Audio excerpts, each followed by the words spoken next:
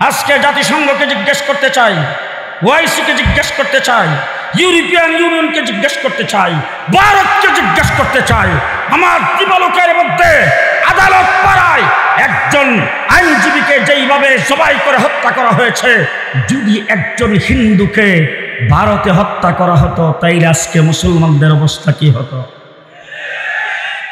কিন্তু আমরা যদি ইচ্ছা করতাম 1 ঘন্টার ভিতরে বাংলাদেশের কোনো হিন্দু এই দেশে থাকতে পারতাম, 1 ঘন্টার ভিতরে সমস্ত হিন্দুকে চাকাই করে দিতে পারতাম। কিন্তু আমরা তাদের নাগরিক ভাই, তাদের উপর কোনো একটা আচরণ আমরা দেই নাই।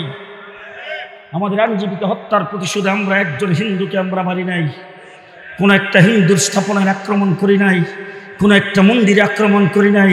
সাম্প্রদায়িক সম্প্রীতির দেশ বাংলাদেশ, তারপরে তুমি ইসকনকে মাঠে নেমেছ, সংখ্যালঘুদের নির্যাতন হচ্ছে, হিন্দু সম্প্রদায়কে দিয়ে বিবৃতি দিচ্ছ। আবার ভারতে আমার হাই কমিশনের মধ্যে যে আক্রমণ করেছ, আমার মুসলমানদের উপর আক্রমণ করেছ। আবার বর্ডার দিকে তোমরা মিছিল সহকারে আসছো বাংলাদেশে ঢুকার জন্য। পরিষ্কার ভাষায় বলতে চাই, ভারত আমাদের পার্শ্ববর্তী দেশ, আমরা বন্ধুত্ব রেখে চলতে চাই। যদি বন্ধুত্বের খেলাপ করে দেশের স্বাধীনতার বিরুদ্ধে যদি তোমরা দাঁড়াও, কাউকে ছেড়ে দেওয়া হবে না, কাউকে ছেড়ে দেওয়া হবে না।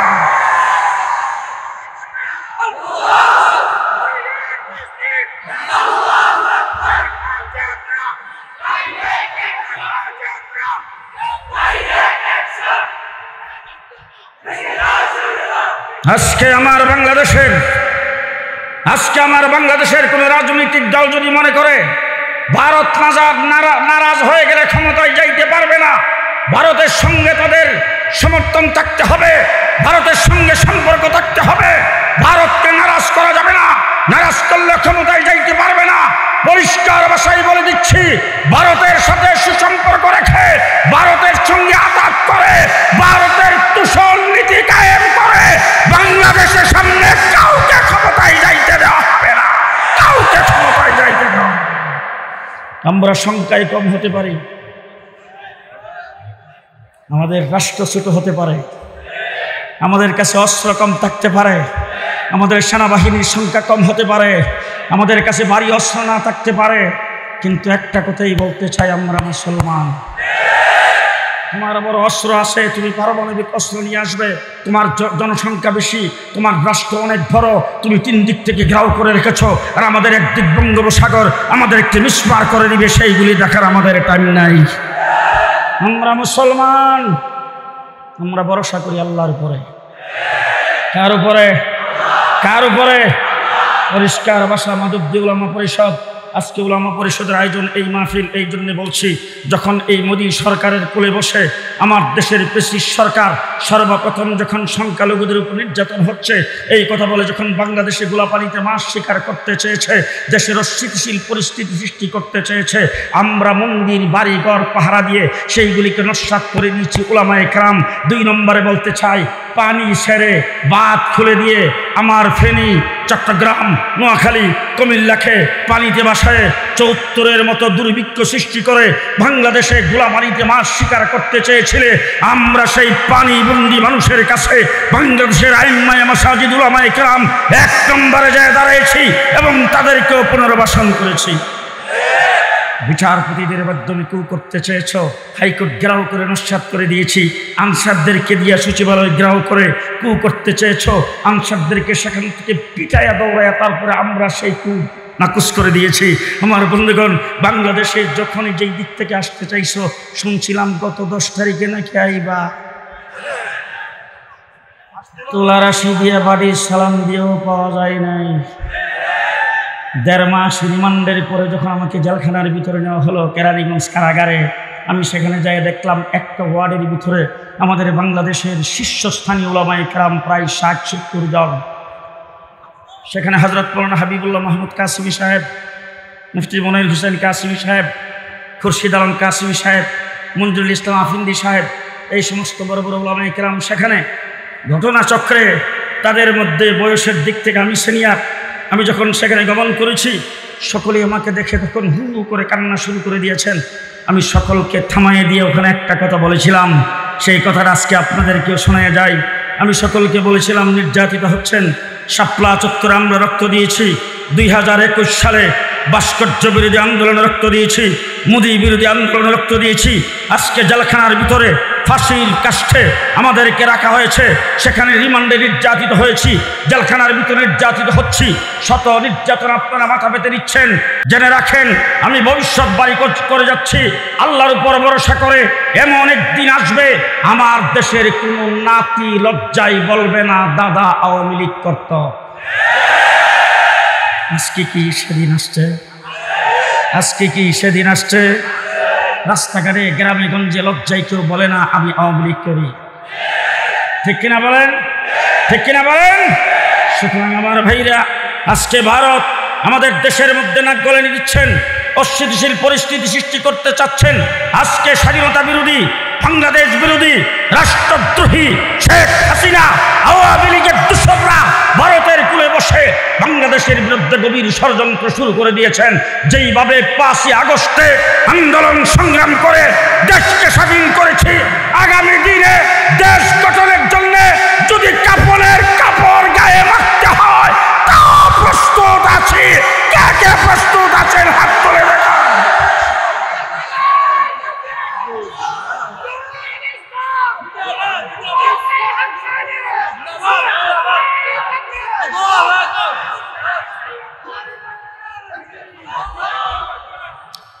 আজকে ফ্যাসিস্ট সরকারের প্রধানমন্ত্রী ভারতে যায় বসে, মোদির কোলে বসে সর্বপ্রথম ট্রাম কার্ড ব্যবহার করেছেন। সংখ্যালঘুদের উপর নির্যাতন হচ্ছে। আমার কওমি মাদ্রাসার আলেম উলামায়ে কেরাম, সংখ্যালঘুদের স্থাপনা আমরা পাহারা দিয়েছি, একটা সংখ্যালঘুদের গায়ে আঁচল লাগতে দেয় নাই। সাম্প্রদায়িক সম্প্রীতির দেশ বাংলাদেশ। মাধবদী ওলামা পরিষদ আয়োজিত আজকের এই সম্মেলনে আমি আপনাদের সামনে এসে দাঁড়াইছি, আমার কোনো টেনশন নাই।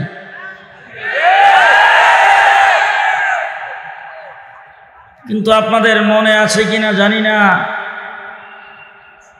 এই সম্মেলনে গত 15 বৎসরে আমি একাধিকবার বাধাপ্রাপ্ত হয়েছি। আসার পথে আমাকে বাধা দেওয়া হয়েছে, আসতে দেওয়া হবে না। এবং আপনাদের এই মাঠে এসে দাঁড়াইবার পরে আপনাদের চেহারার মধ্যে যখন তাকাইছি তখনও দেখছি কেমন যেন একটা আতঙ্কের ভাব। আজকে সেই ভাব নাই। বারবার আমার মনে পড়ছে আল্লাহ তাবারক ওয়া তাআলা হযরত মূসা আলাইহিস সালামের গায়ে প্রচন্ড শক্তি দিয়েছিলেন। একজন লোকরে মূসা আলাইহিস সালাম এমনিতে একটা থাপ্পড় দিয়েছে, মারার উদ্দেশ্যে না। থাপ্পড় খায়া জাগাই শেষ। এরপরে মূসা আলাইহিস সালামের হাতে আল্লাহ পাক দিয়েছিলেন লাঠি। আর লাঠি দেওয়ার পরে আল্লাহ বলছিলেন ইজহাব ইলা ফিরাউন। ইচ্ছা করলে মূসা আলাইহিস সালামের হাতের থাপ্পড়ের মাধ্যমে অথবা লাঠির মাধ্যমে আল্লাহ ফিরাউনকে ধ্বংস করতে পারতেন। কিন্তু আল্লাহ মূসা আলাইহিস সালামকে বলছেন, মূসা পানি দিয়া ধরুন, ওয়েটিং সি। নমরুদকে আল্লাহ পাক ইচ্ছা করলে যে আগুন জ্বালায় ছিল হযরত ইব্রাহিম আলাইহিস সালামকে জ্বালাইবার জন্য, সে আগুনকে নমরুদের রাজপ্রাসাদে লাগায়া নমরুদকে আল্লাহ শেষ করতে পারতেন। কিন্তু আল্লাহ তাবারক ওয়া তাআলা ইব্রাহিম খলিলকে বলছেন, ইব্রাহিম ল্যাংরা মশা দিয়া ধরুন। আব্রাহা বাদশাহ বাইতুল্লাহ ধ্বংস করার জন্য আসছে। আল্লাহ রাব্বুল আলামিন আব্দুল মুত্তালিবের কানে কানে বলছেন, আব্দুল মুত্তালিব তুমি তোমার দলবল নিয়ে পাহাড়ের উপরে যায় তামসা দেখো, আমি আল্লাহ 150 লাখের পাখি দিয়ে ধরবো। এক একটা পাখি 150 লাখ ওজন, সাথে 3টা করে গ্রেনেড। আব্রাহা বাদশাকে আল্লাহ তাবারক ওয়া তাআলা তার হাতির পাল সহ আবাবিলের মাধ্যমে ধ্বংস করে দিয়েছেন। হেফাজতে ইসলাম বাংলাদেশ, বিএনপি, জামাত সহ বিরোধী দলের সকলকে আল্লাহ ডাক দিয়া বলছেন, থাম, ছাত্রদের দিয়া ধর্ম। কুচিকাচা ছাত্রদেরকে মাঠে নামিয়ে দিয়েছেন, পেছনের দরজা দিয়া বাগজে বাতাস ছাড়তে ছাড়তে। আমার বন্ধুগণ, বাংলাদেশে গত 17 বৎসরে যারা নির্যাতিত হয়েছে, বিএনপি নির্যাতিত হয়েছে, জামাত সহ অন্যান্য দল নির্যাতিত হয়েছে, আপনাদের বিরুদ্ধে হাজার হাজার মামলা দেওয়া হয়েছে, লক্ষ লক্ষ নেতাকর্মীকে জেলখানার ভিতরে বন্দী করা হয়েছে, শত শত নেতাকর্মীকে গুম করা হয়েছে, অনেককে গুলি করে হত্যা করা হয়েছে, অনেক হাজার হাজার আহত হয়েছে। আপনাদের সকলের নির্যাতন যদি একসাথে করা হয়, আমার শাপলা চত্বরের এক রাত্রির সমান হবে না। রক্ত সবচাইতে বেশি আমরা দিয়েছি। বাংলাদেশে রক্ত দিয়ে আমরা এই সরকারকে পেছনের দরজা দিয়ে ভাগতে বাধ্য করেছি। দেশ আমার, এই মাটি আমার, আমরা দেশের নাগরিক। বন্যার পানিতে ভেসে আসি না, আমরা কি দেশের ঘর জামাই? মামুর বাড়ির বাদাইম না, আমরা মামুর বাড়ির বাদাইম না, দেশের ঘর যাবেও না। আজকে গোটা বাংলাদেশের এই সরকারের পদত্যাগের পরে পুলিশ বাহিনী যখন তাদের কাজকর্ম থেকে হাত গুটিয়ে নিয়েছেন, যখন ঘোষণা দিয়েছে তারা কাজে যোগদান করবে না, গ্রামে গঞ্জে রাস্তাঘাটে যখন অস্থিতিশীল পরিস্থিতির সৃষ্টি হয়েছে, বাংলাদেশের রাস্তাঘাট গ্রামে গঞ্জে আমার কওমি মাদ্রাসার ছাত্ররা পাহারা বসায়েছে। বাংলাদেশের রাস্তাঘাটে কোথাও পুলিশ নাই, ট্রাফিক নাই, যানজটের যখন সৃষ্টি হয়েছে, আমরা কিন্তু কেউ পিছিয়ে থাকি নাই। স্কুল কলেজ ইউনিভার্সিটির ছাত্রদের কাঁধে কাঁধ মিলে আমার কওমি মাদ্রাসার ছাত্ররা ট্রাফিকের দায়িত্ব পালন করেছেন। আজকে আমি আপনাদের জিজ্ঞেস করতে চাই, আমরা যারা মৌলভী সাহেব, আমাদের কি কোটার দরকার? আমরা কি কোথাও চাকরি নিতে যাই? আমাদের কি চাকরির প্রয়োজন আছে? আমরা চাকরির প্রয়োজন মনে করি না, চাকরি নিতে কোথাও যাই না। আর আমাদের চাকরি নেব না, এটা আমরা বারবার বলেছি। যখন এই পেশিস প্রধানমন্ত্রীর কাছে আমাদের শেখ মুর্শিদ আল্লামা আহমদ শফী সাক্ষাৎ করেছেন, সাক্ষাৎ করে যখন কওমি মাদ্রাসা সনদের স্বীকৃতির কথা বলেছেন, তখন পরিষ্কার ভাষায় বলেছেন, আপনাদের অফিস চাই না, আপনাদের ম্যান পাওয়ার চাই না, আপনাদের কোনো কর্মচারী চাই না, আপনাদের কোনো বাজেট চাই না, আপনাদের কোনো বরাদ্দ চাই না, আপনাদের কাছে একটি টাকার জন্য কোনো আবেদন করি না। আমরা বাংলাদেশের নাগরিক হিসাবে মাদ্রাসায় লেখাপড়া করে বাংলাদেশের সংবিধানে আমরা শিক্ষিত, শুধু সেই অধিকার আদায় করতে চাই। আল্লামা আহমদ শফীর কথায় আমরা সেইভাবে স্বীকৃতি নিয়েছি। সুতরাং কোটা তো আমাদের প্রয়োজন নাই। স্কুল কলেজের ছাত্ররা আমাদের ভাই, তারা যখন কোটার জন্য আন্দোলনে নামছে, যুক্তিক আন্দোলন, তাদের যুক্তিক আন্দোলনে তারা নামার পরে পেশিস সরকার যখন তাদের বুকের উপর গুলি চালাইতে শুরু করেছে, তারা যখন রক্ত দিতে শুরু করেছেন, আমার কওমি মাদ্রাসার ছাত্ররা একজন করে বসে থাকে নাই, রাস্তায় নেমে 84 জন জীবন দিয়েছেন। দেশ গঠন করার পালা আসছে। পেশিস সরকারের প্রধানমন্ত্রী গেছেন কোথায়? কথা কথায় বক্তৃতায় বলতেন পালাবো না,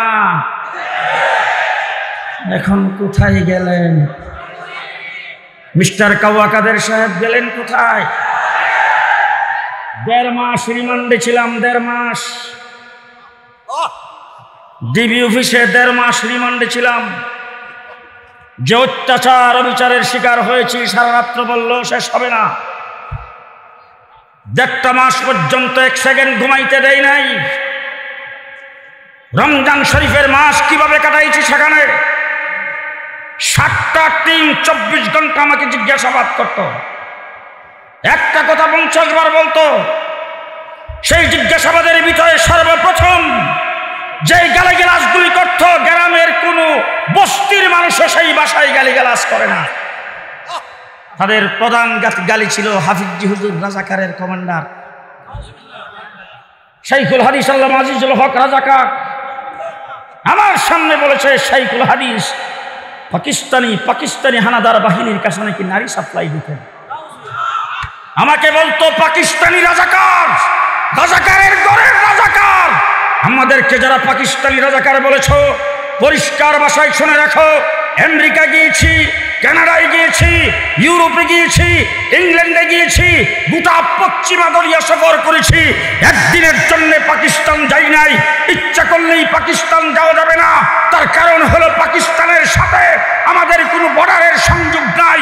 একদিনের জন্য আমরা পাকিস্তান যাই নাই। পাকিস্তানি রাজাকার আমরা নই। তোমরা যারা আজকে ভারতে গিয়েছ, তোমরা সবাই ইন্ডিয়ানের রাজাকার, ইন্ডিয়ানের রাজাকার।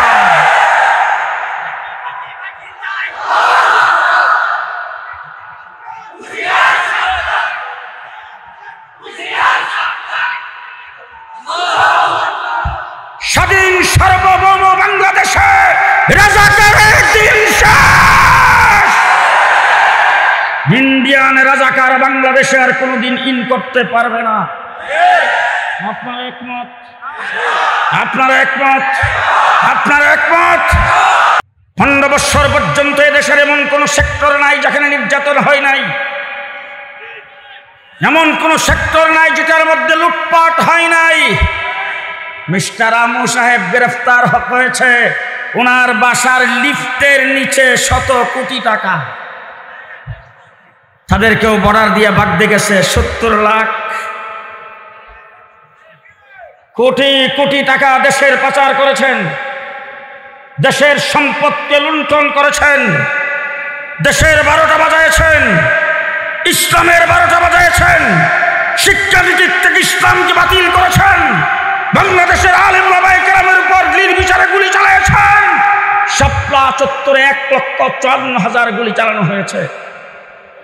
সেই সরকার বাংলাদেশ থেকে ভাগছে, আমরা সবাই ঐক্যবদ্ধ। আজকে আমি হেফাজতে ইসলাম বাংলাদেশের পক্ষ থেকে আপনাদের এই জনসমুদ্রে পরিষ্কার ভাষায় বলতে চাই, আওয়ামী চক্রান্তের বিরুদ্ধে দলমত নির্বিশেষে আমরা সবাই ঐক্যবদ্ধ থাকবো ইনশাআল্লাহ। কে কে প্রস্তুত হাত উঠিয়ে দেখা? আমরা সবাই ঐক্যবদ্ধ থাকবো ইনশাআল্লাহ, থাকবো ইনশাআল্লাহ, থাকবো ইনশাআল্লাহ। এই সরকার ক্ষমতায় আসার পরে সর্বপ্রথম যে কাজটা করেছেন, এটা তাদের দলীয় অভ্যাস। কারণ দলের নাম ছিল আওয়ামী মুসলিম লীগ। মুসলিম শব্দকে তারা বাতিল করেছেন। হলের নাম ছিল সলিমুল্লাহ মুসলিম হল। মুসলিম শব্দ সেখান থেকে কর্তন করে সলিমুল্লাহ হল রেখেছেন। নজরুল ইসলাম কলেজ থেকে ইসলাম শব্দ বাদ দিয়া নজরুল কলেজ রেখেছেন। ইসলামের প্রতি তাদের এই ধারণা, ইসলামের প্রতি তাদের বিদ্বেষ ভাব, বাংলাদেশের মানুষকে নাস্তিকার মুরতাদ বানাইবার জন্যে, ইমানদার একজন মানুষের জন্য সর্বপ্রথম ইমানের দায়িত্ব হলো, ইমানদার মানুষের জন্য সর্বপ্রথম কাজ হলো তার 24 ঘন্টা রাত্র দিন সমস্ত কাজে কর্মে আস্থা এবং বিশ্বাস থাকবে কার উপর? আরো জোরে বলতে হবে, কার উপর? কার উপর? কার উপর? আমি এখন আপনাদের সামনে কথা বলছি, আমার মুখ থেকে একের পর এক শব্দ বের হচ্ছে। আমি নিজের থেকেই বলছি না, আল্লাহ বের করছেন। আরো জোরে। আমি এখন আপনাদের সামনে যেইভাবে কথা বলছি, শক্তি দিয়েছেন আমাকে কে? আপনারা শুনতেছেন, শ্রবণ শক্তি কে দিয়েছেন? আমার কথা আপনারা হৃদয়ঙ্গম করার জন্য ব্রেন কে দিয়েছেন? এইখানে আসার জন্য সেই তৌফিক কে দিয়েছেন? এখান থেকে যাওয়ার জন্য তৌফিক কে দিবেন? রাত্রের বেলা ঘুমাইবার তৌফিক কে দেন? খাওয়ার তৌফিক কে দেন? তাইলে আমার 24 ঘন্টা আমি ঘুমাইতে যাব, গোসল করতে যাব, প্রস্রাব পায়খানা করতে যাব, আমি হাঁটতে যাব, উঠতে যাব, বসতে যাব, কাজকর্ম করতে যাব, গাড়ি চালাতে যাব, মেম্বারি চেয়ারম্যানি করতে যাব, মন্ত্রী এমপিত্ব করতে যাব, আমার দেশে আমি গাড়ি চালাইতে যাব, আমি অফিস আদালতে কাজকর্ম করতে যাব, দোকানদারি আর ব্যবসা করতে যাব।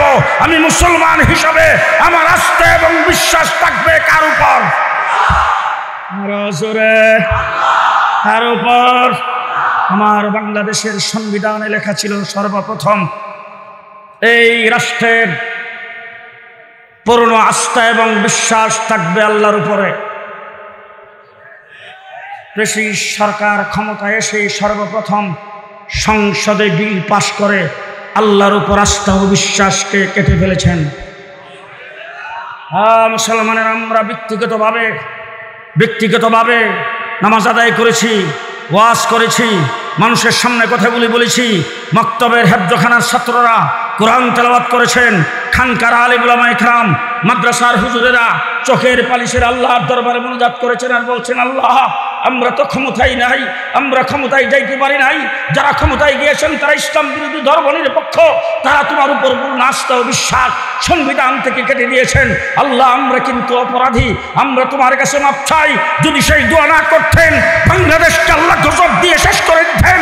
দোয়া করেছি একদিকে, আরেকদিকে আল্লাহ মাহমুদ শফির নেতৃত্বে হেফাজত ইসলামের 13 দফার প্রথম দফা রেখেছি, আল্লাহর উপর পূর্ণ আস্থা ও বিশ্বাসকে স্থাপন করতে হবে। 2013 সাল থেকে আন্দোলনের মাঠে ছিলাম। তারা বক্তৃতা দিয়ে বলেছেন খেলা হবে। যখন তোমরা বলছো খেলা হবে, তখন আমরা খেলার মাঠে ছিলাম। তোমরা জেলখানায় নিয়েছ, জেলের ভিতরেও খেলার মাঠে ছিলাম, জেল থেকে বের হয়ে খেলার মাঠে ছিলাম। জেলে যখন গেছি, জেলের আগে আপনাদের সামনে বক্তৃতা করেছি, গলার আওয়াজ কি বেশ কম ছিল না? একই আওয়াজ।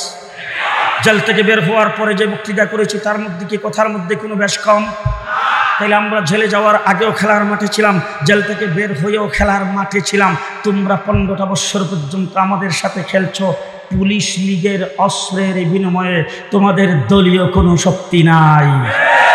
আমরা তখনও বলেছি তোমরা বাদ দিয়া পুলিশগুলিকে বাদ দিয়ে আসো, পুলিশের অস্ত্র বাদ দিয়ে আসো, কিন্তু তোমরা পুলিশকে সাথে নিয়ে আমাদের উপর অত্যাচার বিচার করেছো। শাপলা চত্বরে পুলিশের সাথে কাঁধে কাঁধ মিলে পুলিশের গুলি দিয়ে, পুলিশের রাইফেলার বন্দুক দিয়ে আমাদের বুককে ঝাঁঝরা করে দিয়েছো। আজকে পুলিশ তোমাদের সাথে নাই, আসো দেখি কত দানে কত চাউল, চূড়ান্ত খেলা তোমাদের সাথে হবে। আমার বন্ধুগণ, সেই 15 বৎসর পর্যন্ত আমরা খেলার মাঠে থেকে যাদেরকে ক্ষমতার থেকে সরাই দিয়েছি, আজকে অন্তর্বর্তীকালীন সরকার আমাদের রক্তের উপর দাঁড়ায় ক্ষমতায়। কি বলেন, কথা বলেন না কেন? অন্তর্বর্তীকালীন সরকার শাপলা চত্বরের রক্তের উপরে, অন্তর্বর্তীকালীন সরকার 2024-এর ছাত্র জনতার আন্দোলনের আবু সাইদ জীবন দিয়েছে, মুক্ত জীবন দিয়েছে, হাজার হাজার জীবন দিয়েছে। তাদের রক্তের উপর দাঁড়ায়া আমরা আপনাদেরকে ক্ষমতায় বসেছি। আপনারা সংবিধান সংস্করণের জন্যে কমিশন গঠন করেছেন। আজকের জনসমুদ্রে বাদুদ্দি উলামা পরিষদের মাহফিল থেকে সর্বপ্রথম দাবি জানাতে চাই, সংবিধান যারা সংস্কার করবে, সংবিধানের সর্বপ্রথম আল্লাহর উপর পূর্ণ আস্থা ও বিশ্বাস আবার লিখিত হইতে হবে। রাজি থাকলে হাত তুলে দেখা। রাজি আছেন? রাজি আছেন? 2 নম্বর কথা বলতে চাই, হাত নামান। যদি রাজি থাকেন তাইলে সমর্থন দিবেন। 92% মুসলমানের দেশে রাষ্ট্র পরিচালনার জন্য সংবিধান হবে। সংবিধানে কোরআন হাদিস ইসলামী শরীয়তের সাথে সাংঘর্ষিক কোনো শব্দ থাকতে পারবে না। রাজি আছেন? রাজি আছেন? রাজি আছেন? 3 নম্বর কথা বলতে চাই, বাংলাদেশের সংবিধানে কেউ যদি আল্লাহকে গালি দেয়, কেউ যদি রাসূলকে গালি দেয়, কেউ যদি কোরআনের বিরুদ্ধে কথা বলে, কেউ যদি হাদিসের বিরুদ্ধে কথা বলে, কেউ যদি সাহাবায়ে কেরামের বিরুদ্ধে কথা বলে, কেউ যদি ইসলামের বিরুদ্ধে কটূক্তি করে, সংবিধানে পরিষ্কার লেখা থাকতে হবে তার সর্বোচ্চ শাস্তি হলো ফাঁসির কাস্টে ঝুলাইয়া দেওয়া। ফাঁসির কাস্টে ঝুলাইয়া দেওয়া। আপনারা একমত? 3 নম্বর। 4 নম্বর কথা বলতে চাই, 4 নম্বর কথা বলতে চাই, জানি না উলামা পরিষদের তারা একমত কিনা। 92% মুসলমানের দেশ বাংলাদেশ। মাদ্রাসায় যারা পড়ে তাদের জন্য উজুর ফরজ, জানা ফরজ। ভালো করে বুঝেন, যারা মাদ্রাসায় পড়ে তাদের জন্য উজুর ফরজ, গোসলের ফরজ, তায়াম্মুমের ফরজ, পাক না পাক, হালাল হারাম জানা তাদের জন্য ফরজ। কিন্তু যেই ছেলেটা মাদ্রাসায় পড়ে তারই আরেক ভাই পড়ে স্কুলে। মাদ্রাসায় যেটা পড়ে সেটার নাম আব্দুর রহমান, যেটা স্কুলে পড়ে সেটার নাম আব্দুর রহিম। ওই আব্দুর রহিম যে স্কুলে পড়ে তার জন্য উজুর ফরজ জানা দরকার নাই তো? হ্যাঁ, দরকার আছে? দরকার আছে। এবার জিজ্ঞেস করতে চাই, মাদ্রাসায় বেশি পড়ে না স্কুলে বেশি পড়ে? হ্যাঁ, কত বেশি? কত বেশি? গত রমজানের পূর্বে বাংলাদেশের হাইয়াতুল উলিয়া লিল জামিয়াতিল কওমিয়া অল বাংলাদেশের সমস্ত ছোট বড় বুটগুলি একত্রিত হয়ে যেই বুট গঠিত হয়েছে, সেই বুটের অধীনে অল বাংলাদেশের দৌড়ে হাদিসের পরীক্ষা হয়েছে। সেই পরীক্ষায় ছাত্র ছাত্রী সংখ্যা মাত্র ৩২,০০০। কয় হাজার? ৩২,০০০। একই টাইমে মেট্রিক পরীক্ষা হয়েছে। মেট্রিক পরীক্ষার ছাত্র সংখ্যা ২০ লাখ। সামান্য বেশ কম। জি, এবার আপনাদের জিজ্ঞেস করতে চাই, ২০ লাখ যে স্কুলে পড়ে মেট্রিক পরীক্ষা দিয়েছে তাদের জন্য উজুর ফরজ জানা দরকার নাই? গোসলের ফরজ, পাক না পাক, হালাল হারাম, নামাজ, কোরআন শরীফ সহি শুদ্ধ, সালাম কালাম, আদব আখলাক জানা দরকার আছে না নাই? আরো জোরে বলেন, দরকার আছে না নাই? গত পেশিস সরকার, লুটেরা সরকার, জালেম সরকার ক্ষমতায় এসে স্কুল কলেজে দ্বীনি শিক্ষা যতটুক ছিল সেইগুলিকে বাতিল করে পরীক্ষার থেকে, সিলেবাস থেকে দ্বীনি শিক্ষাকে বাতিল করা হয়েছে। কোন স্কুলে একজন মৌলবী মাস্টার রাখা হয় নাই। সেই জায়গায় রামায়ণের কিচ্ছা, মানুষটা কি বানর থেকে তৈরি, তার সিলেবাস শরীফ থেকে শরীফার গল্প, এই দিয়ে মানুষকে নাস্তিক বানাইতে চেয়েছে। মুফতি ফজলুল হক আমিনী হরতাল করেছেন। আল্লামা আহমদ শফী 13 দফা দাবিতে হেফাজত ইসলাম গঠন করে শিক্ষানীতির বিরুদ্ধে মাঠে নেমেছিলেন। আজকে সরকারের পতন হয়েছে। ডক্টর ইউনূস সাহেবকে বলবো, আপনি শিক্ষা কমিশন গঠন করেছেন।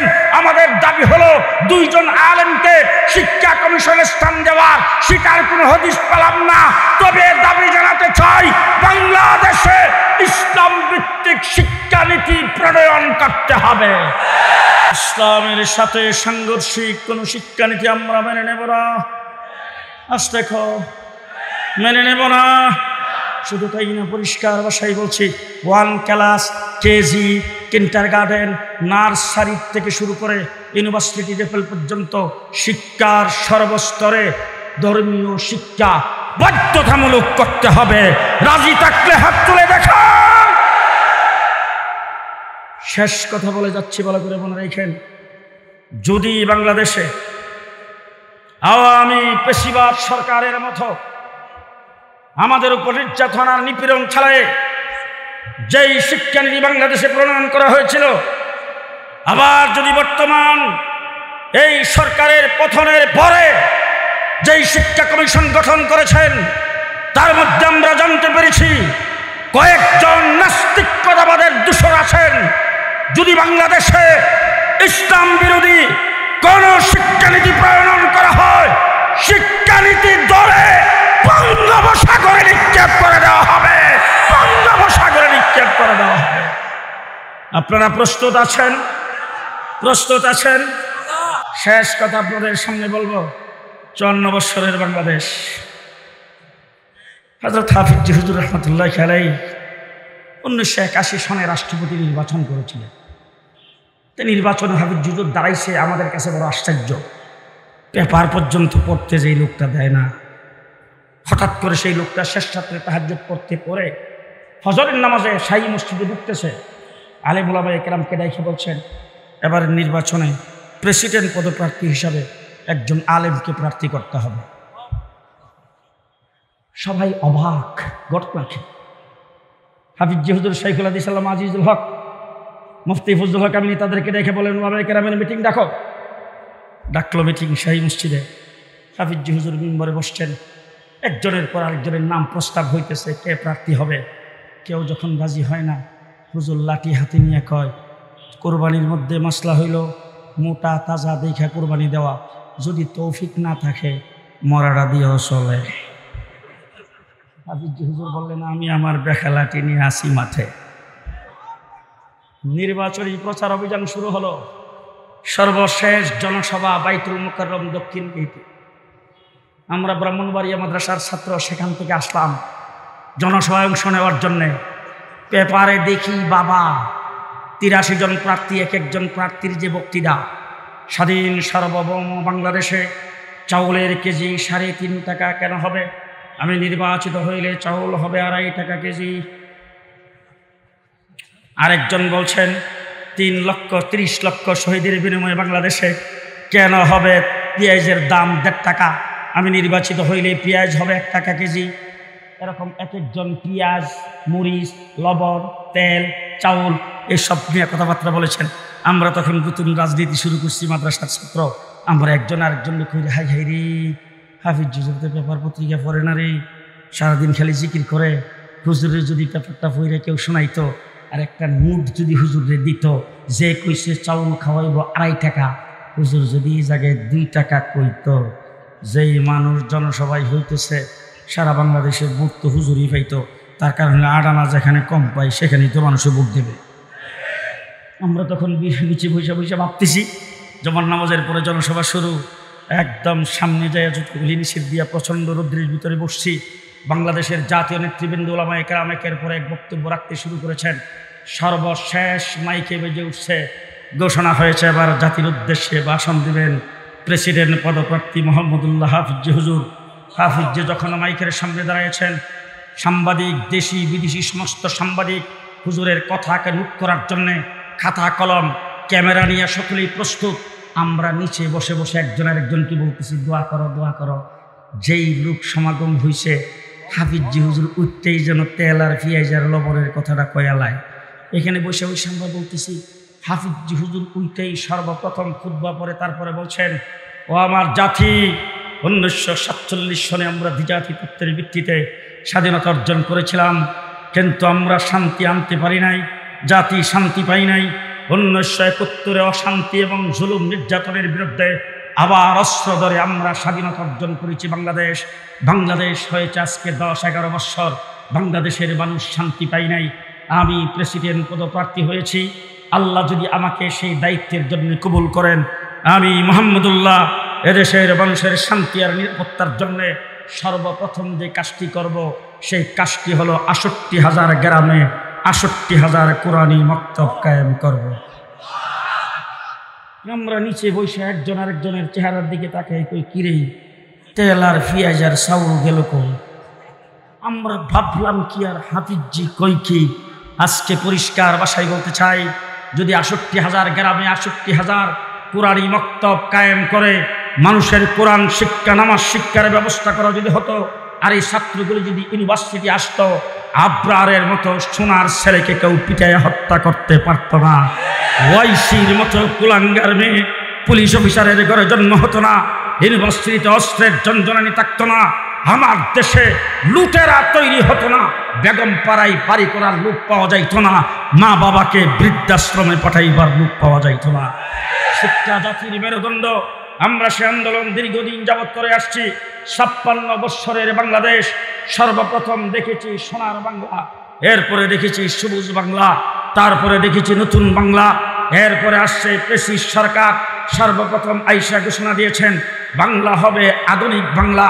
তার কিছুদিন পরে ঘোষণা দিয়েছেন মডার্ন বাংলাদেশ, এরপরে ঘোষণা দিয়েছেন ডিজিটাল বাংলাদেশ, সর্বশেষ ঘোষণা দিয়েছেন স্মার্ট বাংলাদেশ। আজকের এই জনসমুদ্রে উলামা পরিষদের পক্ষ থেকে আমি আপনাদের সামনে ঘোষণা করতে চাই, গত 5 আগস্টের স্বাধীনতার পরে আমরা যারা রক্ত দিয়েছি, পরিষ্কার ভাষায় বলতে চাই, বাংলা হবে ইসলামের বাংলাদেশ, ইসলামের বাংলাদেশ, ইসলামের বাংলাদেশ। কে কে প্রস্তুত আছেন? নাসরুম মিনাল্লাহ, ফাতহুন করিম, আবাশশিরিল মুমিনিন। আসসালামু আলাইকুম ওয়া রাহমাতুল্লাহি ওয়া বারাকাতুহু।